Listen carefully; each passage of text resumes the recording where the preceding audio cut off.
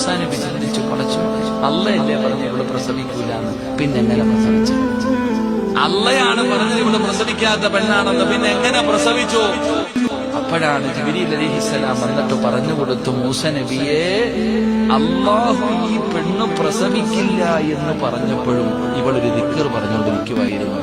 ആ ദിക്ർ പറഞ്ഞതിനെ കൊണ്ടാണ് അള്ളാഹു ഈ പെണ്ണിന് മക്കളെ കൊടുത്തത്. അള്ളാഹുടെ തീരുമാനത്തെ പോലും അള്ളാഹു മാറ്റിയെന്ന് നബിയുനാ റസൂലുള്ളാഹി.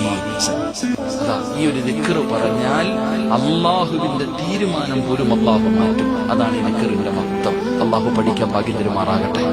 അള്ളാഹു പഠിക്കാൻ ഭാഗ്യം തരുമാറാകട്ടെ.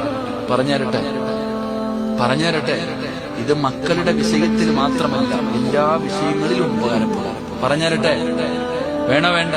അള്ളാഹു പറയുകയാ, ഈ പെണ്ണ് പ്രസവിക്കത്തില്ല. അപ്പോഴും ആ പെണ്ണ് പറയാ, യാ റഹീമു യാ അല്ലാഹ്, ഏ കരുണയുള്ള അല്ലാഹ്, ഏ കരുണയുള്ള അല്ലാഹ്, ഏ കരുണയുള്ള അല്ലാഹ്. അള്ളാഹു കരുണയുള്ളവനാണോ? നീ 10 വട്ടം വിളിച്ച ഒരിക്കൽ അള്ളാഹു ആ വിളി കേൾക്കും. അള്ളാഹു മക്കളില്ലാത്തവർക്ക് മക്കളെ കൊടുത്ത